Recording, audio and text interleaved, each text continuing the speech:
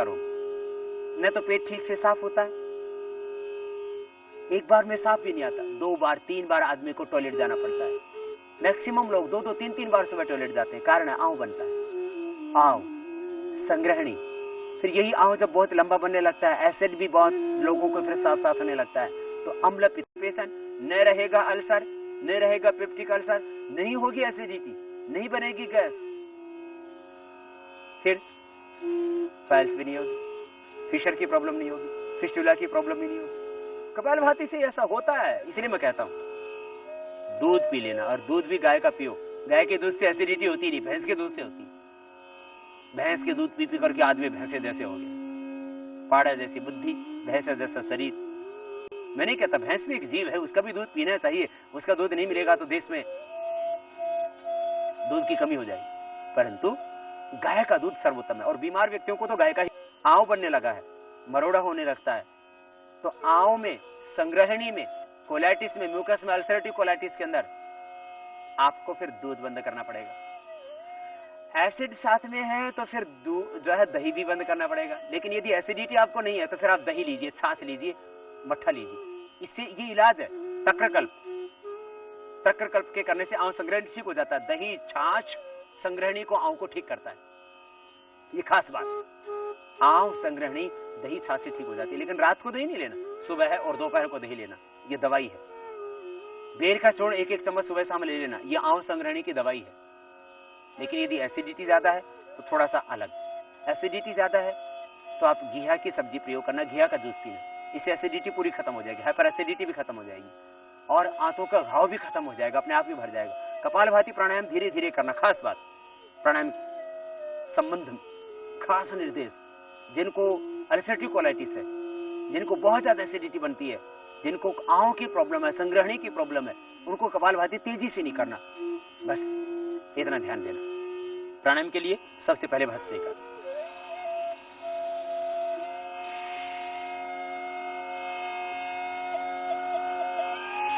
दोनों हाथ घुटनों के ऊपर। आप वायु मुद्रा में भी बैठ सकते हैं और ध्यान मुद्रा में भी बैठ सकते हैं। सीधे बैठे, सिद्धासन, सुखासन या पद्मासन में।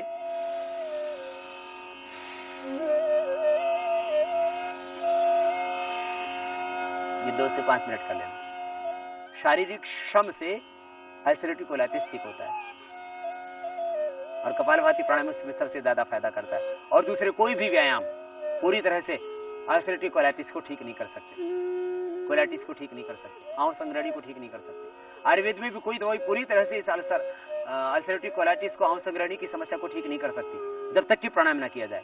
तो ये भस्त्रिका प्राणायाम 2 से 5 मिनट। फिर कपालभाति मुख्य प्राणायाम है, इसको ठीक करने के लिए धीमी धीमी गति से करना। यदि अल्सर भी है तो, पेप्टिक अल्सर भी है तो धीरे धीरे करना, धीरे धीरे अपने आप आंतों के घाव भी भर जाएंगे। तेजी से करने से नुकसान हो सकता है, इसलिए धीरे धीरे करना।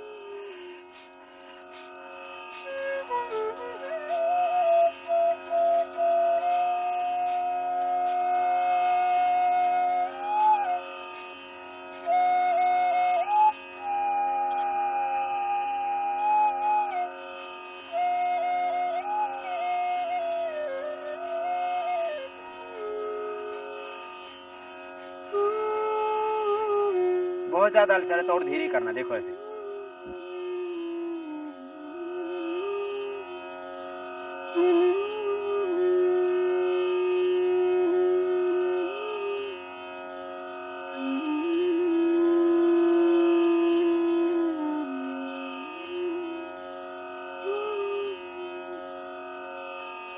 इस तरह से आप कपालभाति धीरे धीरे बढ़ाएं, इससे गैस की प्रॉब्लम भी मिट जाएगी, अपचन भी मिट जाएगा, कॉन्स्टिपेशन भी मिट जाएगा, क्योंकि ये सब आपस में एक दूसरे से कॉर रिलेटेड है।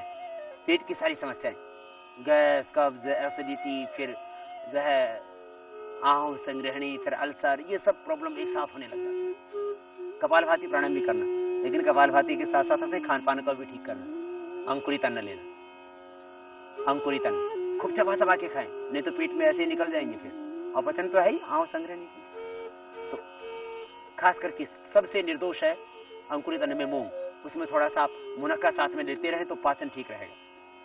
चना थोड़ा भारी होता है, मूंगफली भारी होती है, बादाम भी भारी होते हैं, इसलिए अंकुरित अन्न में आप मूंग का प्रयोग करें। नाश्ते में आप पपीता लें, सेब लें, अमरूद बिना उसका बीज चबाए प्रयोग करें तो इससे दस्त भी नहीं होगा।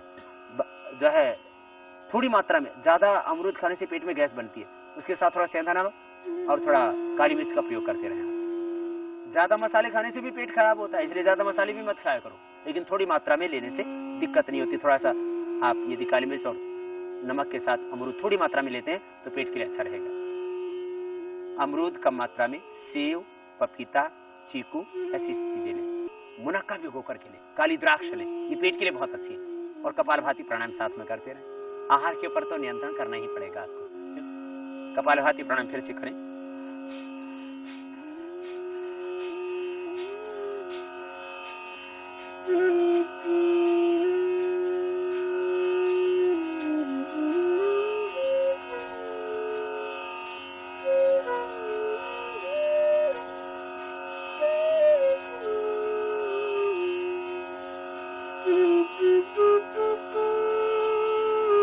अपने अपनी शक्ति के अनुसार करना। कमर में दर्द है तो धीरे करना, हार्ट हाई बीपी की प्रॉब्लम है तो धीरे करना, और अल्सर की प्रॉब्लम है तो धीरे ही करना है कपालभाति प्राणायाम। ऐसे करें। सुबह खाली पेट जवारे का रस भी पी ले। गेहूं के जवारे का रस अद्भुत औषधि है। कैंसर से लेकर के, हार्ट के ब्लॉकेज से लेकर के, जिनका हीमोग्लोबिन कम हो जाता है, जिनको अल्सर की प्रॉब्लम है, उनको बार बार क्या होता है, खून जाने से हीमोग्लोबिन कम हो जाता है। तो हीमोग्लोबिन की कमी पूरी करेगा गेहूं का जवारा। गेहूं के जवारे को पीजिए आप। और गेहूं का जवारा पीने से दस्त होता है तो थोड़ा सा मुक्ता शुक्ति और शंख भस्म दोनों को मिला लीजिए। मुक्ता शुक्ति, शंख भस्म दोनों मिला लें 10-10 ग्राम, और आधा ग्राम शहद से चाट लें, तो फिर बार बार दस्त होने की शिकायत ही नहीं होगी आपको। और ये गेहूं का जवारा पीने से किसी किसी को पेट ज्यादा साफ हो जाता है। वैसे तो अक्सर जिनको आंवला संग्रह नहीं होता उनको कॉन्स्टिपेशन भी रहता, तो गेहूं का जवारा पीने से कॉन्स्टिपेशन भी ठीक होगा। लेकिन ज्यादा दस्त हो तो आप शहद से चाट के 5-7 मिनट बाद ये गेहूं का जवारा पी लेना, तो दस्त नहीं होगा फिर। योग यात्रा में अब तक आपने देखा प्राणायाम से पेट के रोग में लाभ। योग यात्रा में आगे है कपालभाति प्राणायाम और अग्निसार क्रिया।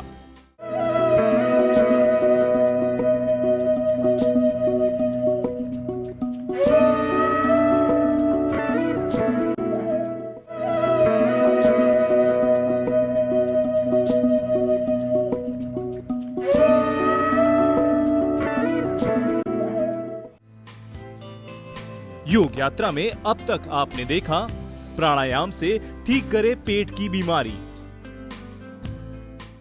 और यदि बहुत ज्यादा एसिडिटी है आपको, और यदि दोनों ही साथ में हो गए, तो दूध और दही छाछ सब बंद करके आप सिंपल बस फल फ्रूट और जो आपको बताया इस आहार पर आ जाइए। थोड़े दिन के बाद जब ठीक हो जाएंगे तब सब कुछ खाना पीना कोई दिक्कत नहीं है। जो खाना चाहिए वो, ऐसे नहीं कि फिर मांस भी खाने लगे, फिर शराब भी पीने लगे, वो नहीं। श्वास को बाहर छोड़े, कपालभाति प्राणायाम।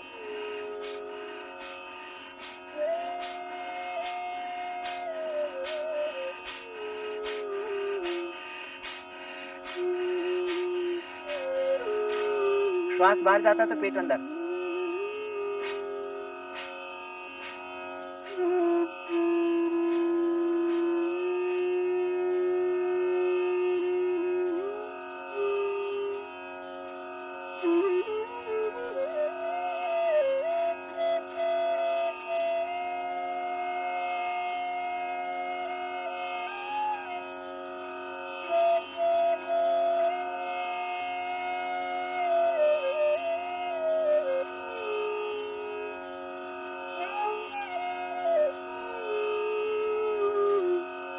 ये प्राणायाम करना कपालभाति 5 से 15 मिनट। बहुत ज्यादा आंखों की दिक्कत है तो 20 मिनट भी कर सकते हैं, धीरे धीरे बढ़ाएं। इसके बाद बाह्य प्राणायाम, श्वासों को बाहर छोड़ के बाहर रोक देंगे, त्रिबंध के साथ बाह्य प्राणायाम होगा।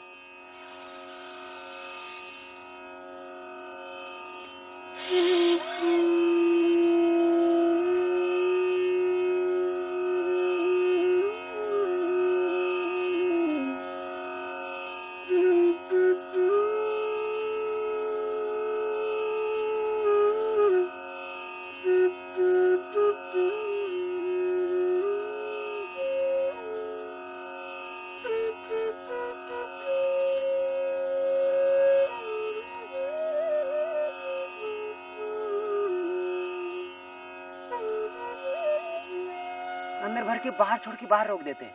हार्ट हाई बीपी की प्रॉब्लम है तो नहीं करना, बाहर छोड़ के बाहर होल्ड कर दिया। त्रिबंध के साथ बाह्य प्राणायाम।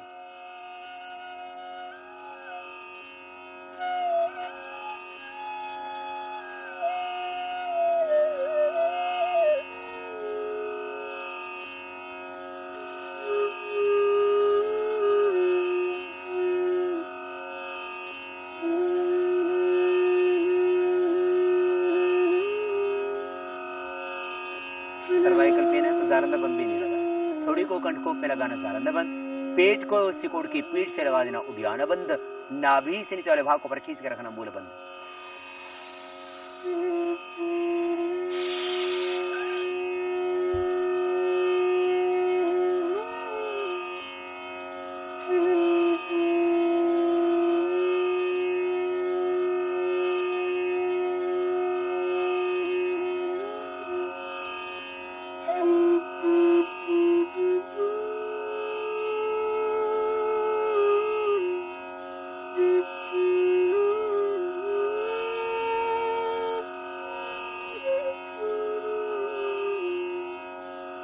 फिर अग्निसार क्रिया कर लेना। सांस को बाहर छोड़ के बाहर रोक देना।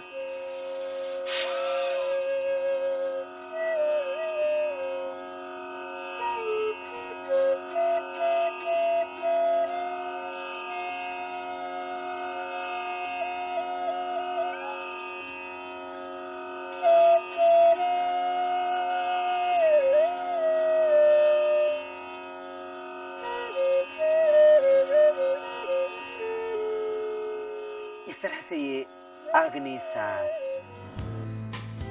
योग यात्रा में अब तक आपने देखा कपालभाति प्राणायाम से पेट को लाभ। योग यात्रा में आगे है अनुलोम विलोम प्राणायाम।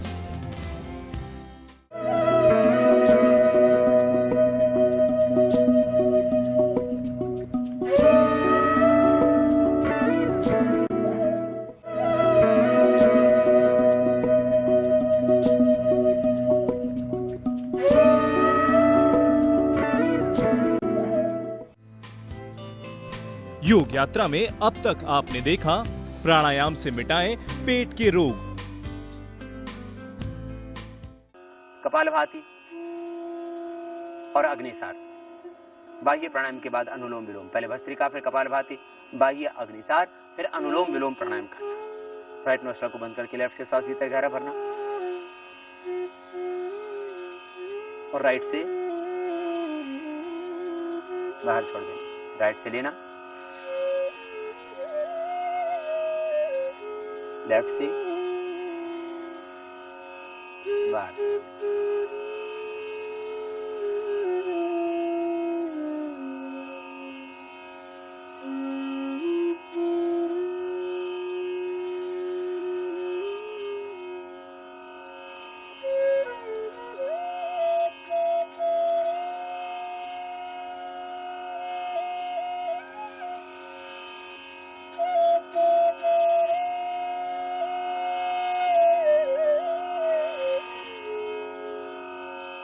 बाएं से लेना, प्रारंभ करना और बाएं पर ही एंड करना।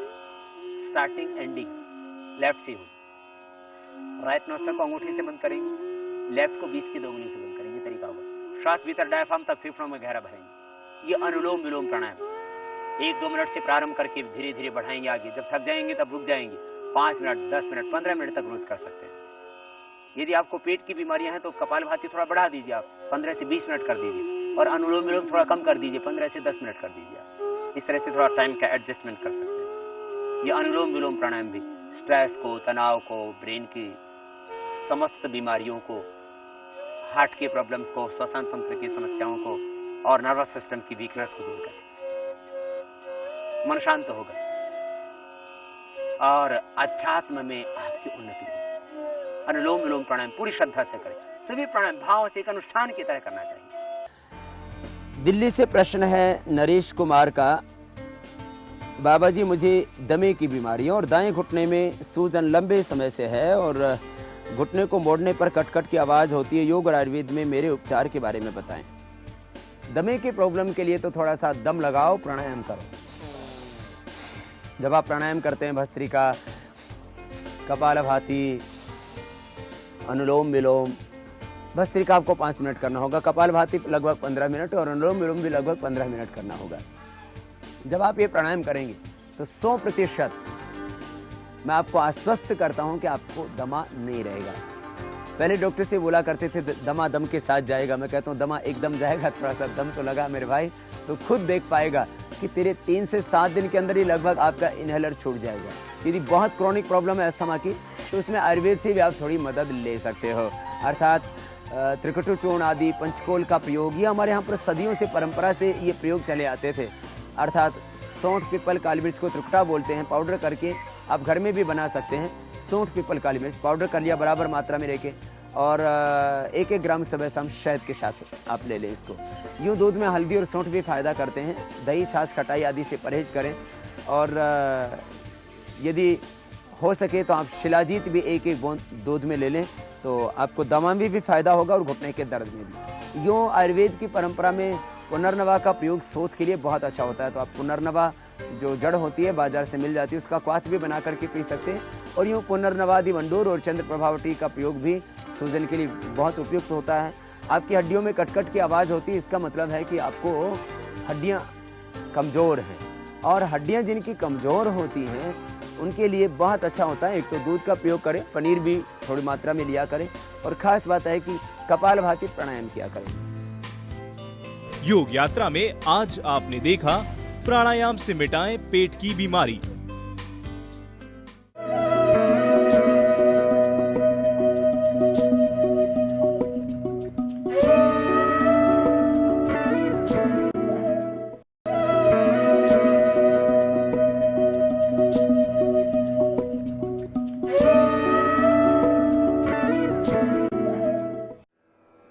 मोटापा और मोटापे के लिए योगाभ्यास कैसे कर सकते हैं आप? ओबेसिटी को योग के द्वारा कंट्रोल। मोटापा नहीं रहेगा योग से, निश्चित रूप से। बस आपको करना पड़ेगा प्राणायाम, और मोटापा जिन कारणों से हो रहा था उनके ऊपर भी थोड़ा सा ध्यान देना होगा। मोटापे का मुख्य कारण है शारीरिक श्रम का अभाव, इसलिए थोड़ी श्रमशीलता लाएं जीवन में। थोड़ी देर प्राणायाम करना प्रारंभ करें पहले, फिर धीरे धीरे अभ्यास आपका बढ़ेगा तो आप और अधिक लंबे समय तक कर सकेंगे। श्रमशीलता का अभाव, शारीरिक श्रम का अभाव एक मुख्य कारण मोटापा। इतनी बात जरूर कहता हूं, आपने यदि प्राणायाम योगाभ्यास करना शुरू कर दिया तो वो आपको मोटापा परेशान नहीं करेगा। अर्थात योगाभ्यास प्रारंभ से ही आपने करना शुरू कर दिया तो वंशानुगत रूप से होने वाला मोटापा आपको ज्यादा बाधित नहीं करेगा। थोड़ा बहुत 5-7 किलो ज्यादा वजन हो जाए तो कोई बड़ी बात नहीं, लेकिन जिन घरों में परिवारों में 90-90 1-1 क्विंटल के 90-90 किलो और 1-1 क्विंटल के जो व्यक्ति होते हैं वो समस्या आपको नहीं घेरेगी। भूख से कम खाएं हमेशा आप, सुबह उठ करके पानी जरूर पिएं आप, और खाने के 1 घंटे बाद पानी पिएं। मीठे का प्रयोग ज्यादा ना करें आप, घी और मीठा ये दोनों ही मोटापे को बढ़ाते हैं, इनसे भी बचें। पूरे विश्व के अंदर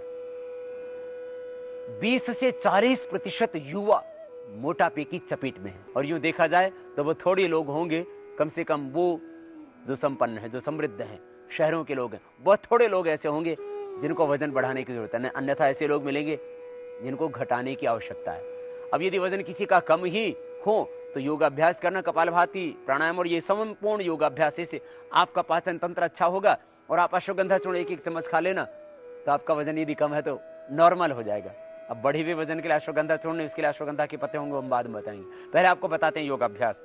योगाभ्यास के द्वारा किस तरह से आप अपने इस मोटापे पर नियंत्रण पा सकते हैं। और मोटापा जब ज्यादा बढ़ जाता है तो फिर डायबिटीज की प्रॉब्लम आ घेरती है, क्योंकि जब पेट पर ज्यादा फैट बढ़ा तो फिर पेनक्रियाज ने काम करना कम शुरू कर दिया, तो फिर आप डायबिटीज की चपेट में आ गए।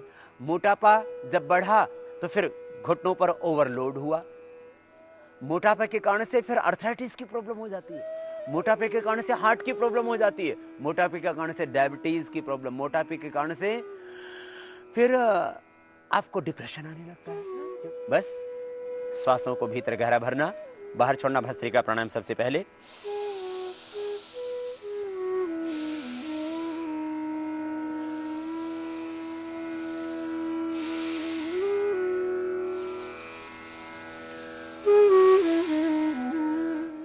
आपको यदि मोटापा ही खास है तो आप श्वासों को बाहर छोड़ते हुए बस ये विचार करना मोटापा बाहर निकल रहा है। श्वासों को भरते समय विचार करना कि दिव्यता भीतर उतर रही है। ये 2 मिनट कर लेना, 2 मिनट रोज भस्त्रिका प्राणायाम।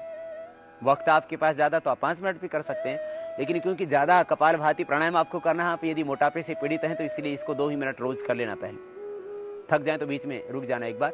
भस्त्रिका प्राणायाम, सांसों को भीतर फेफड़ों में गहरा भरना, छोड़ देना।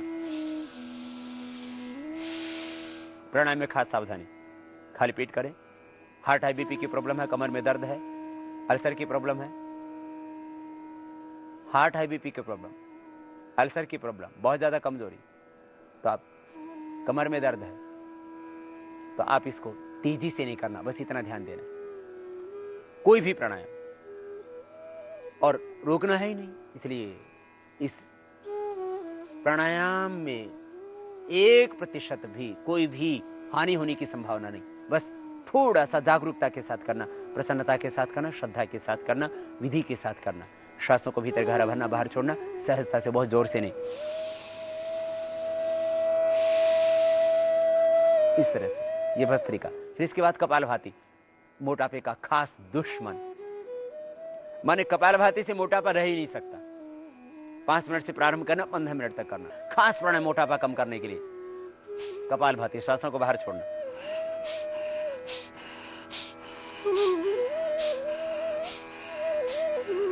एकदम ढीला छोड़ देना पेट को। श्वास बाहर छोड़ेंगे तो पेट अंदर जाएगा।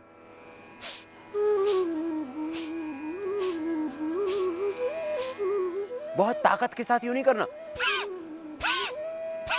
ऐसे नहीं करना।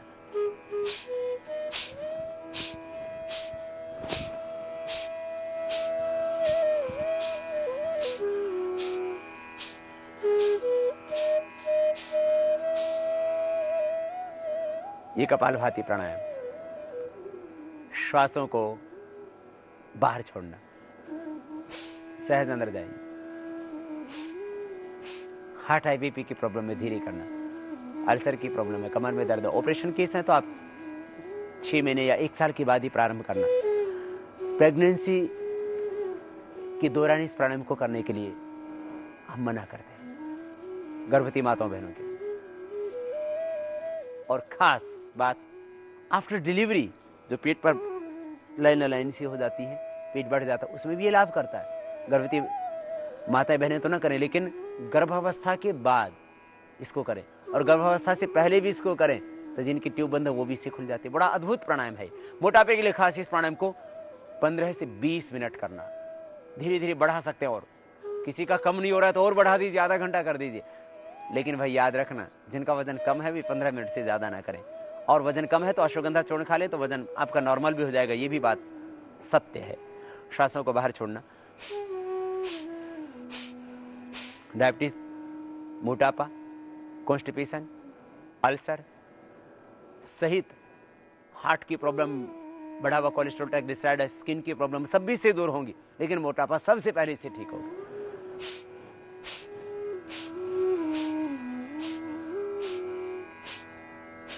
श्वासों को बाहर छोड़ना। मोटापे के लिए खास अभ्यास कपालभाति प्राणायाम। एक बार में आप इसको 60 बार कर सकते हैं। माने आप लगातार 60 बार किया, फिर रुक गए, फिर किया, फिर रुक गए, और बाद में आप 5 मिनट लगातार, फिर 15 मिनट लगातार भी कर सकते हैं आप इसको। ऐसा करने में आपको थोड़ा वक्त लगेगा। 1 मिनट में 60 टाइम्स होता है।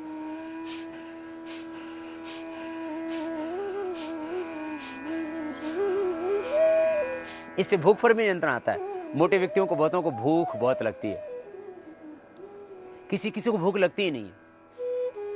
भूख पर भी नियंत्रण होगा, मन पर भी संयम होगा। हरी साग सब्जियों का ज्यादा प्रयोग करें, और सुबह उठ करके लौकी का जूस ही पी लें। ये घरेलू उपचार भी कर लें आप। सुबह उठ करके गर्म पानी ही पी लें, ये साथ में कर लेना। क्योंकि आहार पर नियंत्रण के बिना आप मोटापे को पूरी तरह ठीक कर पाएंगे ऐसा संभव नहीं है। बहुत से लोग तो कपालभाति करते हैं, फिर जाकर के 5 पराठे ऊपर से और खा लेते हैं, तो फिर ऐसे वजन नहीं कम होगा। थोड़ा सा कंट्रोल करना पड़ेगा डाइट के ऊपर भी।